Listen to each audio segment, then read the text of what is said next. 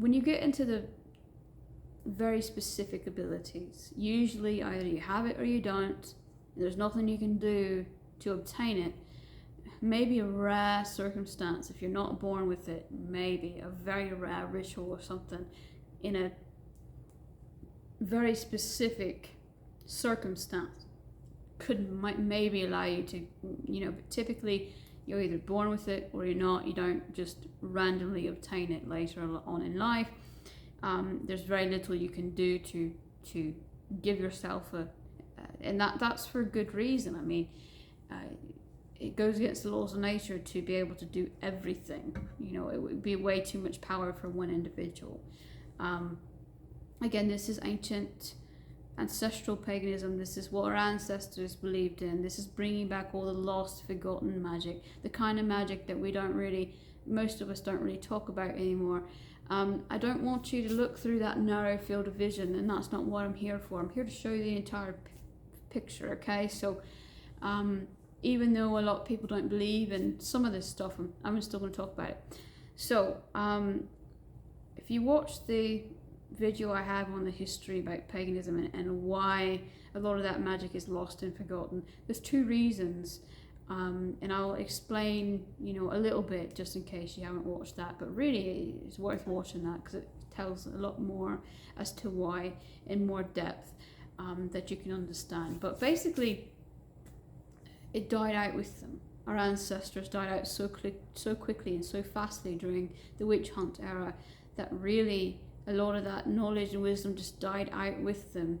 And the ones that still knew that were so afraid, the ones that lived and survived and still knew, were so afraid to teach it to their children in fear that a lot of that more obvious kind of magic would be sought out and they would be noticed. And so basically to refrain from making their children targets, they stopped teaching them that really obvious kind of magic, the kind of tangible magic that you can see and feel and touch, like telekinesis in the sense that you can move things, physically make things float in the air, or perhaps shape-shifting, where you can physically, turn it into something else.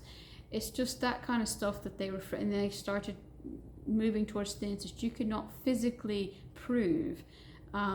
Visionary stuff and stuff like that could be easily concealed. So basically, there's some common ones and then there's some really rare ones. And I'm going to start with the common stuff first and then get to the more rare, but I'm not going to be able to go through every single gift ever. That'd be just way too many different subcategories. So influence. If you've got the gift of influence, you don't need anything. You don't need anything at all. All you need is yourself. Eye contact, or your voice, or tapping someone on the shoulder, and that is all you need to influence someone. Provided that they are in the right mindset. To a certain degree, if someone is in too guarded of a mindset, if they're in too defensive of a mindset, it'll be nearly impossible to influence them. They either have to be neutral or they have to, be open-minded. Say, for example, you're arguing with somebody and you really want them to take your side, but they never will. In that moment, in the heat of the argument, they're too defensive. But if you wait till later and then do something to get them in a sort of trance-like state, and then once they're really deep into that trance-like state, you can actually get them to take your side with the influence because their guard is down. So that's just an example. But for those of us that don't have that as a natural gift, they're actually, at least to some extent, maybe we can't do something that amazing, but to some extent, there are some things that we can do. We have to work with a tool or a sacred, tool or something. For example, I'd have to play a flute and I'd have to play the right kinds of songs, especially. But as long as I did that, as long as I had that flute, I'd still be able to do some kind of influence magic. Even though maybe I myself don't have any, the flute does. So it depends, because some things are like that, and other things there's nothing to replace. If you don't have it, then you can't do it. As simple as that. The telekinesis stuff, that is really, I almost want to separate that into two different categories, because there's the kind where you can literally, the really rare kind where you can literally make things, pick up things like with your mind and make them fly across the room. And then there's the kind that's really, really, really common, where you can maybe change the outcome of events, or you can make something happen that wouldn't have happened otherwise. In fact, it's actually found its way into modern society. Think about something too long and you make it happen. That's usually said with not much actual seriousness to it. But if you're pagan, if you've got magic in your blood, then that actually is quite true. And usually it comes from a really strong, especially the first couple times where you don't really have control over it, it comes from a really strong emotion, a really strong fear, a really strong rage, something like that. And usually that's what unearths it. It's just extremely passionately over and over and over again thinking about something until it actually happens. Let me give you an example, and it's actually quite funny. It was not funny at all when it happened to me, but it's funny now to talk about it. When I was a really little child, my parents dragged me to a concert, and when the opening band came up, it was really nice. They were just very, soothing music, wasn't too loud.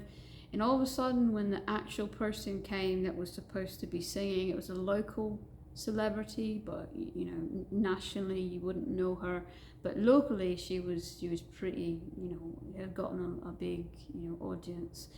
And when she came on stage, I would say 100 times louder. I mean, it was blaring, compared to the opening band. And it was not just that it was blaring, but it was not soothing at all. It was the opposite of soothing. It was like nails on chalk, and the energy of just her voice, was like evil, and as a child especially, I was really sensitive to energies, but I didn't have any way to cope with it because I didn't know how to shield against stuff like that. And so I soaked it up like a sponge, and I didn't know how. So I was so distressed that I actually went into fetal position with my hands, and I was basically just rocking like this, the entire time. And I eventually, after saying so many times, I wish she'd just choke on her own song and never sing again, I actually closed my eyes and kept my ears covered, and I'm just closing my eyes. I just went into my own little world, and my own little fantasy world, where she, in great depth and great detail, I ran this fantasy over and over and over again. For about 30 or 45 minutes, it was just a repetitive fantasy in my head over and over and over again, where she would choke on her own song and never sing again. And it was something I never in a million years actually thought would come true. Never. And it was kind of frightening just how far the intent went. Not only 30, 45 minutes later did she just randomly stop singing, but then she started choking, and then she went backstage, and then someone had to come out and say, oh, she's just getting some water, she'll be right back. And then 20, 30 minutes later, the ambulance had, taken her away, and we were still waiting, and they finally said, well, she's not coming back. And don't worry, she was physically, she had no lasting, serious ill effects. She was fine, she didn't die or anything, but she didn't come back that day. that night. They said, she's not coming back, we're just going to let the opening band play. And so then it came back with the really soothing, nice music, and I was like, oh, finally, you know, this is fine. And of course, when she left, my parents were no longer interested, and so they said that we, you know, had to leave. But anyway, she was probably, I don't know, she was a, like I said, a local celebrity, and she, to this day, blames, I don't even know if it was a fly, but she blames the fly for permanently scarring her voice, and these are her words, not mine. And that is why now she does not do any more concerts. She only does, you know, like recordings for albums and things. You know, she does that kind of stuff. So she technically still sings, but she blames her failed career, the fact that she didn't actually become nationally famous. And anytime her name came up, anytime, you know, anything about her came up, I never had the end of it. My family just, you know, kept talking about that day. And I remember when us, you know, leaving, you know, they said, well, you got what you deserved. And sorry, you got what you asked for. That's what they said. You got what you asked for. I don't know why I said deserved. Anyway, so it's late. So basically, I didn't know it back then, but I just thought there was some kind of little guardian angel or something that came, and you know, I didn't know it back then, but that was me. That was me, and I don't know just how much my parents knew. But I think they knew something. I think they knew. They didn't tell me, but I think they knew. I think they were angry about it. They're the Abrahamic type of old age people who they do believe in magic, but the way that they believe in it, they fear it. They think it's demonic. So makes sense why they hated me so much. Anyway, moving on. So basically, it's something that usually happens when you got an immense emotion that will unearth that gift if you have it. Moving on to shapeshifting. I'll probably do an entire video on shapeshifting because it's such a massive subject that I can delve into so deeply, seriously. I'm a shapeshifter, so I just really can just go on and on about that. But most people nowadays believe that it's only in dream realm that you can shapeshift. However, there are those of us in certain tribes especially who still believe that the physical shapeshifting is real. I am one of them. Honestly, I would have been a skeptic forever had I not had just one person prove to me that it was real. There was one teacher that I had at a very young age who told me, before I even knew what it was, told me that I was a shapeshifter in the physical sense, that I could physically shapeshift. And then much later on in life, I actually shifted partially one time, and I realized, you know, okay, this is real. I had another person tell me it was real, but I didn't trust them.